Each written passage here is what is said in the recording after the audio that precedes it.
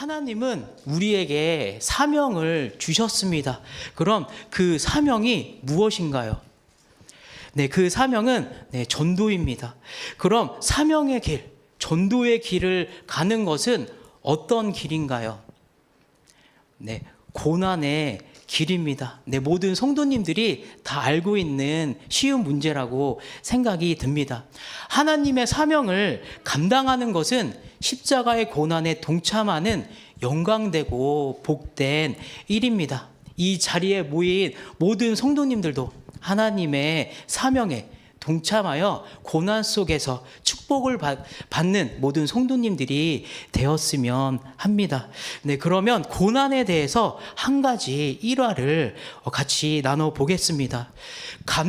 감리회의 창시자인 존 웨슬리가 있었습니다. 존 웨슬리에게는 찰스 웨슬리라고 작곡가가 한 명 있었습니다.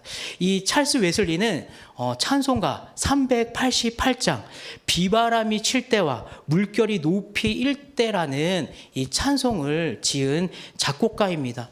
이 찬송을 지을 때 찰스 웨슬리는 두 가지의 동기가 있었습니다. 그 한 가지는 찰스 웨슬리가 자신의 서재에 있었을 때 좀 쉬고 싶은 마음이 들었습니다. 그래서 서재에 있는 문을 다 열었어요. 열고 나서 편안하게 쉬고 있는 가운데 저 하늘에서 작은 새를 쫓고 있는 매가 이제 있었습니다. 그 작은 새는 푸드득 날아오다가 찰스 웨슬리의 그 서재에 쏙 들어온 것이죠. 그러면서 그 서재 안에서 그 새가 푸드득 하면서 그 방 안에를 계속 돌아다녔습니다. 그러다가 그 새는 찰스 웨슬리의 이 품속으로 쏙 들어가게 됐죠. 찰스 웨슬리는 그때 당황하지 않고 그냥 가만히 있었습니다. 그리고 그 새는 그 안에서도 계속 푸드득 하면서 위험하다라는 것을 계속 이제 느끼고 있었죠. 그런데 시간이 흐르다 보니까 그 새도 이제 얌전하게 되었습니다. 그리고 찰스 웨슬리는 조심히 그 새를 손으로 새를 품으면서 창밖으로 그 새를 날려 보냈죠. 그렇게 그 새를 날려 버리면서 불현듯 그 마음에 떠오른 노래 가사가 있었습니다. 그 노래 가사가 비바람이 칠 때와 물결이 높이 일 때라는 찬송가였습니다. 그리고 이 노래를 짓기 위해서 또 한 가지의 동기가 있었습니다. 이 찰스 웨슬리는 아메리카에 가서 전도를 하고 있었습니다. 그런데 전도를 하는데 아무것도 이루어지지 않았어요. 전도도 되지 않고 하는 일마다 다 실패를 하고 힘든 이제 상황에서 더 이상 여기에서는 아무것도 할 수가 없다라는 생각을 가졌습니다. 그래서 찰스 웨슬리는 배를 타고 다시 돌아가게 되죠. 그런데 배를 타고 그냥 무사히 가면 좋았을 텐데 그때도 폭풍이 일어났습니다. 찰스 웨슬리는 마음의 불편함과 공포와 그리고 이 상황에 대해서 힘듦을 느끼게 되죠. 그리고 하나님을 부르짖고 하나님에게 이 고난을 이길 수 있도록 이 상황을 하나님에게 맡깁니다. 그리고 점심으로 하나님께 이 상황을 맡기니까 고난을 돌파할 수 있는 경험을 하나님께서 주셨죠. 이 노래는 고난과 힘든 세상에 사는 사람들에게 생명의 주를 신뢰할 수 있도록 큰 감명을 주는 노래가 388장입니다. 풍랑을 만났을 때는 주님께 더 나아가라는 때입니다. 질병과 고통과 전쟁, 또 가정의 힘듦, 내 개인적인 힘듦이 있습니다. 이 모든 풍파는 주님께 더 나아가라고, 내가 힘듦이 있었을 때는 주님께 더 한 걸음씩 나아가라고 하는 주님의 채찍인 것이죠. 고난은 우리에게 유익을 줍니다. 찰스 웨슬리처럼 하나님은 그 고난을 통해서 귀한 영감을 주신 게 고난으로 인해서 영감을 받게 된 것이죠. 그럼 사명을 감당하며 수많은 고난을 당한 인물 중에 생각나는 인물이 있나요? 네, 수많은 인물들이 이제 머리에 스쳐 지나갔을 것입니다. 아마 오늘 본문 말씀의 주인공이 사도 바울도 이제 스쳐가는 이름 중에 한 명일 것입니다. 사도 바울은 수많은 수치와 폭력 그리고 재판 등등 수많은 고난을 당했습니다. 그리고 그 모든 고난을 이겨내며 하나님의 사명을 감당한 인물이죠. 오늘은 사도 바울의 사명의 길, 고난의 길을 한번 살펴보면서 이야기를 한번 나눠보는 시간을 갖겠습니다. 첫 번째로 사명을 받은 바울입니다. 오늘 본문 말씀 31절과 32절을 함께 읽어보겠습니다. 네, 사명을 받은 바울 31절과 32절입니다. 함께 읽겠습니다. 바울이 백부장과 군인들에게 이르되 이 사람들이 배에 있지 아니하면 너희가 구원을 얻지 못하리라 하니 이에 군인들이 거룻줄을 끊어떼어 버리니라. 아멘. 내가 아무 재능이 없고 내가 알지 못하는 그 공간에 갔을 때 내가 그 공간에서 일을 하게 되면 어떻게 될까요? 아마 갈팡질팡합니다. 그리고 내가 무엇을 해야 될지, 무엇을 하면 안 되는지 알 수가 없죠. 한마디로 0점짜리 직원이 되는 것입니다. 하지만 내가 무엇인가를 해야 될지 정확하게 알고 있으면 어떤 상황에서도 흔들리지 않고 그 일을 정확하게 일을 할 수가 있는 것이죠. 그것은 전문가의 모습이 나타나는 것입니다. 바울 자신도 무엇을 해야 될지 정확하게 알고 있었습니다. 바울은 하나님이 주신 그 사명으로 로마행을 가고 있다는 것을 사도 바울은 알고 있었습니다. 나는 사명으로 로마행을 가야 된다라는 정확한 목표가 있었던 것이죠. 그런데 사도 바울이 배를 타고 가는 중에 그냥 편안하게 가면 좋았을 텐데 문제가 생겼습니다. 그 배 안에서 폭풍이 일어난 것이죠. 그러면서 그 배 안에 있던 사공들과 많은 사람들은 혼란에 빠지게 됩니다. 그런데 그 혼란도 힘든데 그 혼란을 틈타서 사공이 그 빈틈을 타서 그 배 안에서 도망가기를 이제 원했던 것이죠. 그 배 안에서 사공들은 도망하기 위해서 계속 바삐 움직이는 것을 보았습니다. 이 상황을 모두 목격한 바울은 생각을 하죠. 사공이 없으면 우리는 어떻게 될까? 지금 로마행으로 가야 되는데 사공이 없으면 나는 로마행으로 하나님의 사명을 감당할 수 없다라는 것을 정확하게 인지를 합니다. 그래서 사공이 없으면 로마행도 가지 못하고 이 배 안에서 전문가가 없기 때문에 이 배는 다시 큰 풍파에 휩쓸리게 되는 것이죠. 그래서 사도 바울은 백부장과 군인들에게 달려가서 이야기를 합니다. 지금 저 사공들이 이 배를 떠나려고 하는데 지금 떠나면은 우리는 구원을 받지 못한다.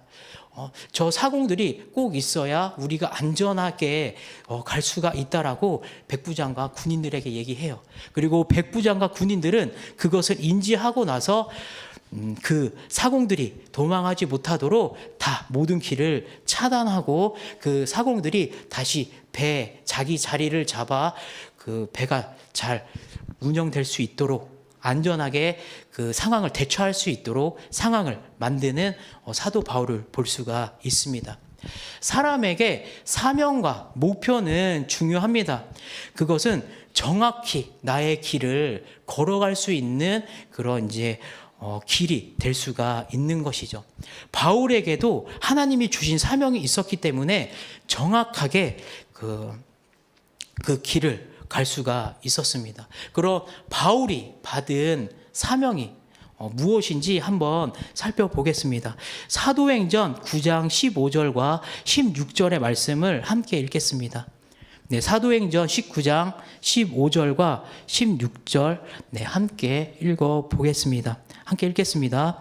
주께서 이르시되 가라. 이 사람은 내 이름을 이방인과 임금들과 이스라엘 자손들에게 전하기 위하여 택한 나의 그릇이라. 그가 내 이름을 위하여 얼마나 고난을 받아야 할 것을 내가 그에게 보이리라 하시니. 네, 하나님은 사도 바울에게 정확하게 사명을 얘기해 주셨죠. 사도 바울은 이방인을 전도할 것이라고 사명을 주셨습니다. 그리고 그 이방인에게 전도를 하였을 때 고난이 당할 거라고 정확하게 고난까지도 하나님은 사도 바울에게 얘기를 하였습니다. 그래서 사도 바울은 하나님의 사명을 감당할 때 여러 가지 고난이 있었을 때 하나님의 은혜 가운데 지혜롭게 모든 상황을 헤쳐나가는 사도 바울을 볼 수가 있는 것이죠. 또 그리고 사도행전 23장 11절도 함께 보겠습니다. 네, 사도행전 23장 11절도 함께 읽겠습니다. 그날 밤에 주께서 바울 곁에 서서 이르시되 담대하라. 내가 예루살렘에서 나의 일을 증언한 것 같이 로마에서도 증언하여라 하리라. 네, 라고 이제 말씀해 주셨죠. 바울에게 로마행을 갈 것이라고 하나님은 사명을 주셨습니다. 바울에게 길을 인도하시는 하나님을 볼 수가 있는 것이죠. 이렇게 바울은 자신의 사명과 어디로 가야 할지를 정확하게 인지하고 있었습니다. 그래서 바울은 로마행으로 가는 배 안에서 폭풍을 만났어도 모든 일들을 다 처리할 수 있는, 내가 가야 할 길이 있기 때문에 그 가야 할 길에 모든 안전한 장치를 하는 사도 바울의 모습을 볼 수가 있습니다. 우리도 바울과 같이 하나님께 받은 사명이 있습니다. 우리가 모든 성도님들의 공통의 사명은 복음을 전하는, 복음 전파의 사명을 갖고 있죠. 하나님께서 주신 사명은 우리의 삶에 중요한 역할을 합니다. 정확하게 나의 길을 걸어갈 수 있도록 인도해 주시고, 그 길을 갔을 때 어떤 문제가 생겼을 때 잘 헤쳐나갈 수 있는 그런 지혜도 하나님께서 주시기 때문입니다. 사도 바울과 같이 모든 성도님들도 복음을 전하는 사명을 품고 담대히 나아가는 모든 성도님들 되시길 바랍니다. 네, 두 번째로 하나님은 도우십니다. 다 함께 오늘 본문 말씀 34절과 35절의 말씀을 함께 읽겠습니다. 네, 34절과 35절의 말씀입니다. 함께 읽겠습니다. 음식 먹기를 권하노니 이것이 너희의 구원을 위하는 것이요 너희 중 머리카락 하나도 잃을 자가 없으리라 하고 떡을 가져다가 모든 사람 앞에서 하나님께 축사하고 떼어 먹기를 시작하매. 네, 우리의 삶 속에서 갑자기 불이 났다고 한번 생각해 보세요. 그러면 불이 갑자기 나면 어떨까요? 아무 대책 없이 가만히 보거나 그냥 아무 대응을 하지 않으면 그 불은 더 큰 문제를 일으킵니다. 하지만 침착하게 119에 신고를 한다든지 주위에 불을 끌 수 있는 물건이 있으면 그것을 사용해요. 불을 끄든지, 그 불이 났을 때 사람이 있으면 사람을 빨리 대피시키든지, 그 골든 타임이 있으면 그 골든 타임 안에 모든 안전한 대책을 취해서 모든 사람들이 보호를 받을 수 있게끔 할 수 있습니다. 사도 바울도 배를 탔을 때 폭풍이 일어났습니다. 그런데 사도 바울이 그냥 가만히 지켜보고만 있지 않았습니다. 사도 바울도 문제가 있었을 때 우리가 큰 문제가 일어나기 전에, 골든타임을 지나기 전에 이 상황을 잘 해결할 수 있도록 침착하게 준비하는 사도 바울을 볼 수가 있죠. 그 모습이 방금 읽은 본문의 말씀입니다. 34절의 말씀을 보면 음식 먹기를 권하노니 이 음식을 먹었을 때 너희의 구원이 될 것이다. 그리고 머리카락 하나도 잃을 것이 없으리라 라고 하면서 음식 먹기를 권하고 있습니다. 배 안에는 276명의 사람들이 있었습니다. 그리고 276명은 14일 동안 먹을 것을 제대로 먹지 않았어요. 그래서 폭풍으로 사람들은 먹을 것을 제대로 먹지 못하고, 그러니까 사람들은 어때요? 지쳐 있죠. 그 배 안에서 만약에 안전하게 나아갈 수 있어도 힘들고 지쳐가지고 안전한 길도 제대로 못 걸어가는 그런 힘든 상태가 되어 있습니다. 바울은 배 안의 상황과 사람들을 잘 파악했습니다. 그래서 사람들에게 음식을 먹게 한 것이죠. 위험한 상황에서, 우리가 이것을 헤쳐나가는 상황에서 그 배 안에 있는 사람들이 건강한 체력과 정신으로 무장할 수 있도록 사도 바울이 미리 준비시키는 사도 바울을 볼 수가 있습니다. 바울이 어떻게 이렇게 할 수 있었을까요? 이렇게 폭풍 가운데, 혼란 가운데 이 사람들을 다 보호할 수 있는 그 지혜가 어디에서 나왔을까요? 그것은 하나님께서 바울에게 사명을 재확인시켜 주셔서 사도 바울을 도와주신 것이죠. 바울은 폭풍 가운데 안에서도 안전장치를 해놓음으로 인해서 최소한의 피해를 갖도록 합니다. 이렇게 안전과 준비를 할 때 모든 사람들은 보호를 받을 수가 있게 된 것이죠. 만약에 우리가 하나님을 믿는다고 하면서 신앙생활에서 기분이 업된 상태에서 믿음만 있으면은 내가 그냥 막무가내로 정쟁터에 가거나 위험한 상황에 그냥 믿음만 있으면 그냥 가면 됩니까? 그거는 그냥 무모한 모습입니다. 정말로 잘못된 모습이죠. 하나님은 우리가 신앙생활을 할 때 최대한 하나하나 잘 살펴보고 안전하게 상황을 잘 파악한 후에 그 사명을 감당할 수 있도록 도와주십니다. 하나님도 준비된 사람, 열심히 노력하는 사람, 그리고 그 자리에 맞는 사람, 그 사람을 하나님께서 쓰셔서 큰 은혜를 주시기 때문이죠. 그래서 준비된 사람에 대한 예화를 또 하나 소개해 드리겠습니다. 미국 휴스턴에 있는 복음 장로교회에 임관웅 목사님이 계셨습니다.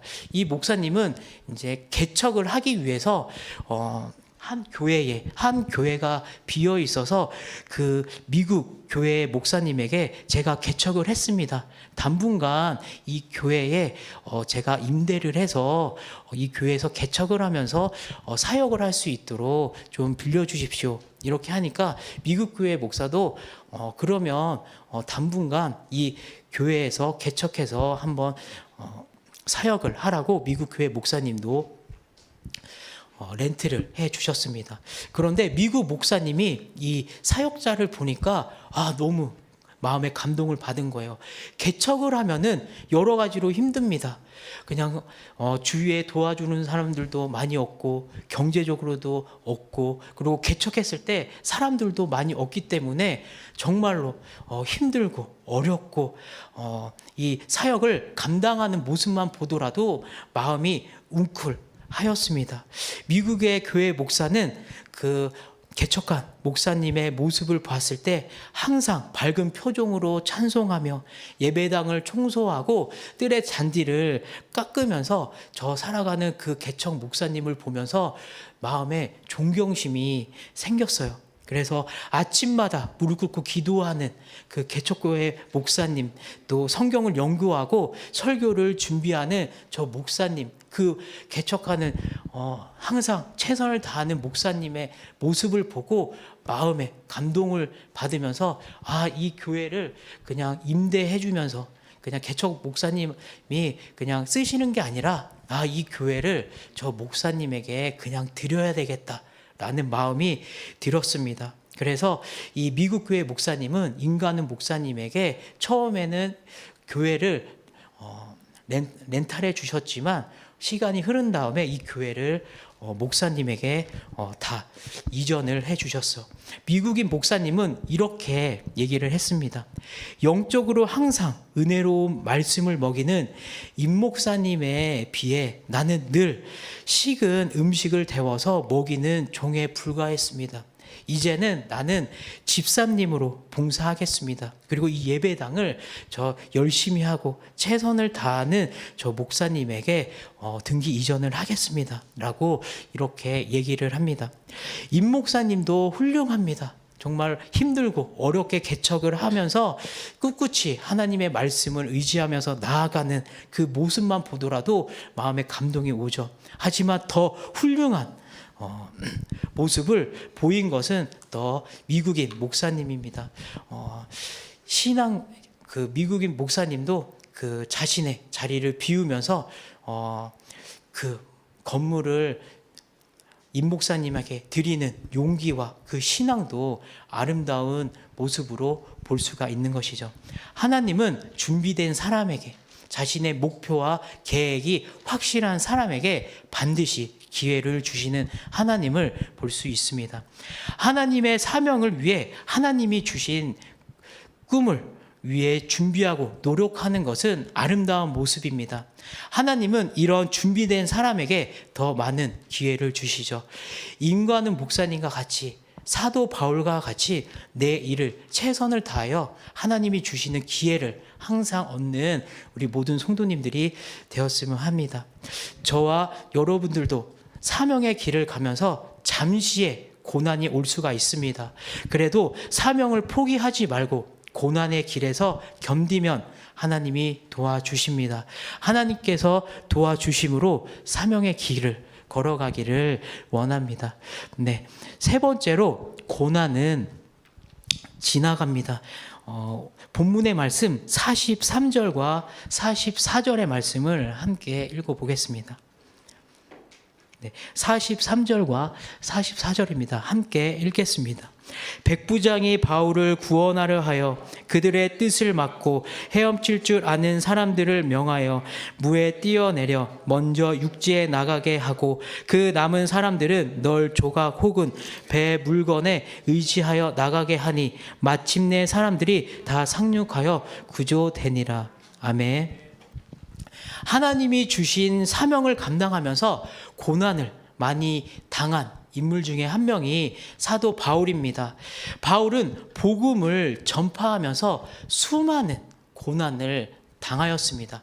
그럼 사도 바울이 당한 고난이 뭐가 있을까요?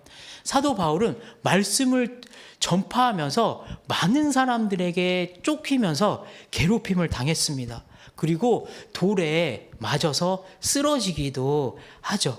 그리고 많은 재판에 소송에 걸립니다. 그리고 감옥에 갇히기도 하죠.